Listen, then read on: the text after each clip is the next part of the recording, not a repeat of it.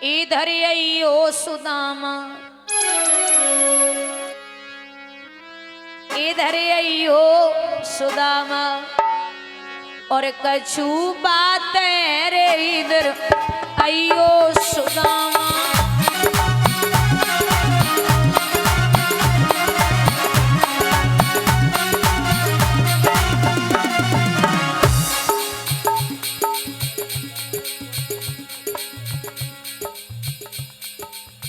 थोड़े से चना कुटरिया में बांधे,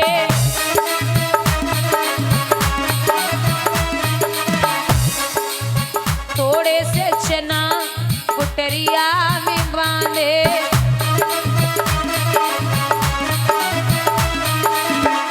क्योंकि तुम दोनों भैया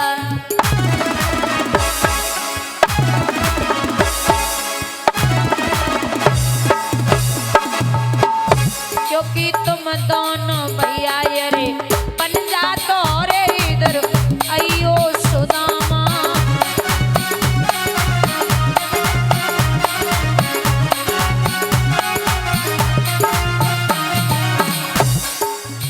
वन में जाए खेल मती करियो,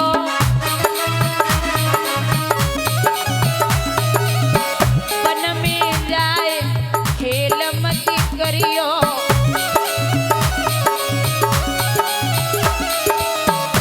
एक दूजे के संग में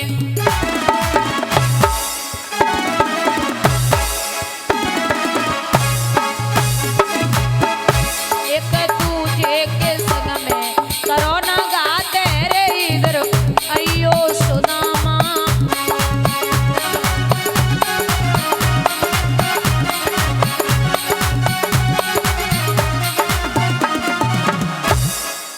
चनों की पोटली दी, दोनों मित्र बढ़े। माह का महीना है और माह के महीने में अगर जरूर सी हवा चले तो बड़ी सर्दी लगती है। सुदामा तो वृक्ष पे चढ़ गए, कान्हा नीचे बैठे। आंधी और पानी आ गया, भूख भी बढ़ने लगी। अब चनों की पोटली हाथ में है। सुदामा ने विचार किया कि ये चना श्रापित हैं, अगर मैंने कृष्ण को दे दिए तो हम दोनों काम से जाएंगे। चुपचाप चनों को चबने लगे। अब चना कोई ऐसी चीज ना है जो चुपचाप खाए लो। कटकट की आवाज हुई तो पूछा कि क्या खा रहे हो भैया? बोले ठंड की वजह से दांती बज रही है, खाए कछु ना रहे। तो जो तन की जाने मन की जाने, जाने चित की चोरी, और ऐसे प्रभु सो का बची है जाके हाथ में, जो सब कुछ जानता है उससे क्या छिपा। भगवान बोले कोई बात ना, अच्छो ही कर रहे हो, हमें बचावे के लिए चना चाह भी रहे हो। चना पूर्ण तरीके से खा लिए, और जब चना खाए हैं तो भैया आपने सुना होगा कि गुरु संग कपट मित्र संग चोरी, और के होए निर्धन के होए कोड़ी। सुदामा जानते थे कि मुझे दोनों में से एक चीज मिलनी है, और कहो तो दोनों मिल जाए, लेकिन अगर मैं कोड़ी हो गया तो भगवान का भजन नहीं कर पाऊंगा, और अगर निर्धन हो गया तो भगवान के भजन में मन लगेगा। तो सुदामा जब दोनों मित्र विद्या अध्ययन करके के पुत्र हुए अनिरुद्ध, अनिरुद्ध की शादी सोनितपुर के राजा बाणासुर उनकी बिटिया उषा के साथ में हुई। भगवान का इतना बड़ा परिवार था, है ना, लेकिन भगवान योगी राज कृष्ण कहलाए। इतने लोग बैठे हो, योगी हम उसे कहते हैं जिसकी अवस्था मतलब उम्र 14 साल से कम हो, वो योगी होता है। और या फिर जिसने ब्रह्मचर्य का पालन किया हो, स्त्री जाति को हाथ न लगाया हो, वो योगी होता है। अब भगवान के तो 16,108 पटरानियां बैठी हैं, वो योगी कैसे हो गए? जो अवस्था है ना, अवस्था वो कई प्रकार की होती हैं। एक होती बाल्यावस्था 1 से 5, एक होती पौगंड अवस्था 5 से 10, एक होती किशोर अवस्था 10 से 14, फिर आती युवावस्था, फिर आती वृद्धावस्था, फिर आती मौत। आप एक बात बताइए, भगवान श्री कृष्ण या श्री राम की जी के कबू दाढ़ी मूछ देखी है काऊ ने? बोलो बोलो। भगवान श्री कृष्ण या श्री राम जी के काऊ ने दाढ़ी मूछ देखी है? किसी ने नहीं देखी होगी। क्यों? क्योंकि जो 8 प्रकार की प्रकृति है, उस प्रकृति के बस में हम और आप हैं, लेकिन भगवान प्रकृति के बस में नहीं है। भगवान के जो नाती थे उनकी उम्र थी 50 साल, और भगवान के जो पुत्र थे उनकी उम्र थी 25 साल, और भगवान की जो खुद की उम्र है वो है 15 साल। बोलिए गोविंद भगवान की। भगवान कभी किशोर अवस्था को पार नहीं करते। श्री राम जी ने 11,500 वर्षों तक राज्य किया, लेकिन दिखने में ऐसे लगते थे जैसे अभी 14 साल के हों। और श्री कृष्ण जी हमारे 125 वर्ष तक भूतल पे रहे, लेकिन दिखने में ऐसे लगते थे जैसे अभी 14 साल के हों। तो भगवान प्रकृति के बस में नहीं है। हमें और आप को प्रकृति ने बस में कर रखा है। तो बचपन, जवानी, बुढ़ापा, मौत सब होनी है। भगवान पे कभी बुढ़ापा आया ही नहीं। बोलिए गोविंद भगवान की। महाराज प्रभु 100 वर्षों के बाद में मिले ब्रजवासियों से, जिसमें बहुत सादर सत्कार किया प्रभु ने। खूब सेवा की मैया यशोदा बाबानंद की। सबसे अच्छे से गले मिले। रुक्मिणी जी राधा जी से मिली हैं। गोपियां अनन भांति अच्छे से सेवा कर रही हैं। श्री सुखदेव भगवान वर्णन करते हैं, राजन परीक्षित, अब प्रसंग उठता है भगवान कृष्ण के परम सखा सुदामा का। कृष्णस्य आसीत च सखा ब्राह्मणो वित्तमः, और विरक्त इंद्रियार्थेषु प्रशांत आत्मा जितेंद्रिय। भगवान के परम सखा थे सुदामा, जिनका जन्म पोरबंदर में हुआ था, जहां के गांधी जी थे। सुदामा का जन्म पोरबंदर में हुआ था, जहां के गांधी जी थे।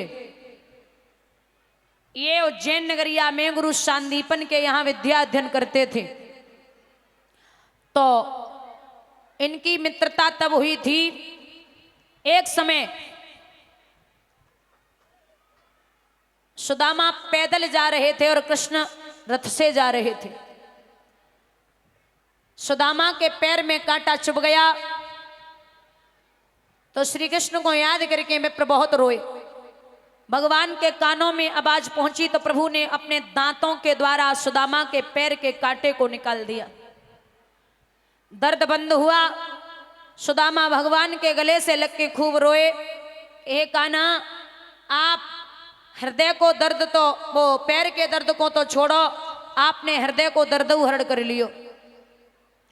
यहां से ऐसी मित्रता बढ़ी, ऐसी मित्रता बढ़ी कि अगर सुदामा पाठ याद करके नहीं जाते थे तो कन्हैया भी कहते थे मैं भी पाठ याद करना भूल गया। एक दिन गुरु पत्नी बोली मोहन सो, मेरे लाला तनिक धर आओ, घर में ईधन को नाम नाय कछु लाला सारा बन जाओ। मोहन बोले चिंता क्या है, जंगल से तोड़े लाता हूं, है चतुर सुदामा संग मेरे संध्या तक लौटा आता हूं। अब भैया जब जरा से पोटली में चना पकड़ाए और जवाब दियो जाओ लाला, दोनों मित्र मिल बांट के खा लेना। बहुत ध्यान से सुनना, निवेदन है आपसे मेरा। कभी कभी होता है विद्वान कह देते कि चना छुप करके खाए थे सुदामा ने। पहला श्लोक है कृष्णस्य आसीत च सखा ब्राह्मणो वित्तमः, विरक्त इंद्रियार्थेषु प्रशांत आत्मा जितेंद्रिय। जिसकी आत्मा में शांति हो, जिसने इंद्रियों पर विजय प्राप्त कर ली हो, जो मन से ही मगन रहता हो, वो कृष्ण के साथ कपट नहीं कर सकता। ये मानती हूं। आप को बता दें कि ये चना ऐसी जगह से आए थे जो इनको खाता वो गरीब हो जाता। उज्जैन नगरिया में एक भिखारिन मैया भीख मांगा करती थी। उसे पूरे दिन की भीख में कोई चने दे गया। उसने वो चने अपनी झोपड़ी में रखे। रात्रि में आए चोर, चोरों को कुछ नहीं मिला तो उन्होंने वो चने उठाए और लेकर के दौड़े। जब लेकर के दौड़े गुरु सांदीपन के दरवाजे से है कि निकले। वो चनों की पोटली भगवान की कृपा से गुरु सांदीपन के दरवाजे पर गिर पड़ी। चोर निकल गए। सुबह गुरु मैया ने झाड़ू लगाई तो वो चनों की पोटली मिली। उन्हें लगा कि किसी विद्यार्थी के चना हैं, उठाए और अंदर रख दिए। अब जो भिखारिन मैया थी उसकी पूरे दिन की कमाई जब सुबह उसे नहीं मिली तो उसने श्राप दिया है कि जो मेरी पूरे दिन की कमाई ले गया और जो खाएगा, मैं श्राप देती हूं वो गरीब हो जाएगा। ये श्रापित चने गुरु मैया अंदर रखती है और वो सुदामा अच्छे से जानते हैं कि श्रापित है। दूसरा प्रमाण, एक दिन भृगु महाराज आवाज लगाते हैं, माताम भिक्षाम देहि। तो गुरु मैया बाहर आई, बोले कुछ भोजन हो तो दे दो। गुरु मैया ने कहा कि भोजन तो बना नहीं, फिर क्या दें आपको। भृगु महाराज ने ध्यान धर के देखो, अंदर चनों की पोटली रखी थी। भृगु महाराज बोले हमसे झूठ बोल रही है, चना अंदर रखे और हमें मना कर दिया कि आश्रम में कुछ खाने को नहीं है। अब भृगु ठहरे, भृगु महाराज क्रोधी, उन्होंने श्राप दिया कि तूने मेरे लिए चनों को मना किया है, जा मैं श्राप देता हूं कि जो चनों को चवेगा वो गरीब हो जाएगा। इस सुदामा के कानों में आवाज पहुंची तो दोनों पोटली सुदामा ने